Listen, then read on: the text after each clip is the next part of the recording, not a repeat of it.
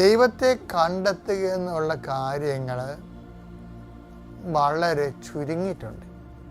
പല വ്യക്തികളിൽ നിന്നും നമുക്ക് തെളിച്ചം വെച്ചിരിക്കുന്നത്, തെളിമയായിട്ട് കാണുന്നത് ലോകം നശിച്ചു, എല്ലാം പാപമാണ്, പാപപങ്കിലമാണ്, പാപത്തെ ഒഴിവാക്കി ജീവിക്കാൻ പറ്റത്തില്ല, അതുകൊണ്ട് അവർ ചെയ്യുന്നതുകൊണ്ട് ഞാനും ചെയ്യുന്നു. അങ്ങനെയാണ് ആൾക്കാർ കോംപ്രമൈസ് ചെയ്യുന്നത് പാപത്തോടെ. അവർ ചെയ്യുന്നതുകൊണ്ട് ഞാനും ചെയ്യുന്നുണ്ട്. പക്ഷേ ഈ വലിയൊരു സംഭവം ഒരു തട്ടിപ്പാണ് ശരിക്കും. എന്താ കാര്യം? നിന്നെപ്പോലെ ഒരു ഫ്രോഡിനെ യഥാർത്ഥ കൃപയിൽ നിന്ന് ഒഴിവാക്കാൻ വേണ്ടി, അവനെ ഒഴിവാക്കാൻ വേണ്ടി ദൈവം എന്ത് ചെയ്യുന്നു വെച്ച് കഴിഞ്ഞാൽ അവൻ്റെ തലയിൽ കൊടുക്കണ എല്ലാം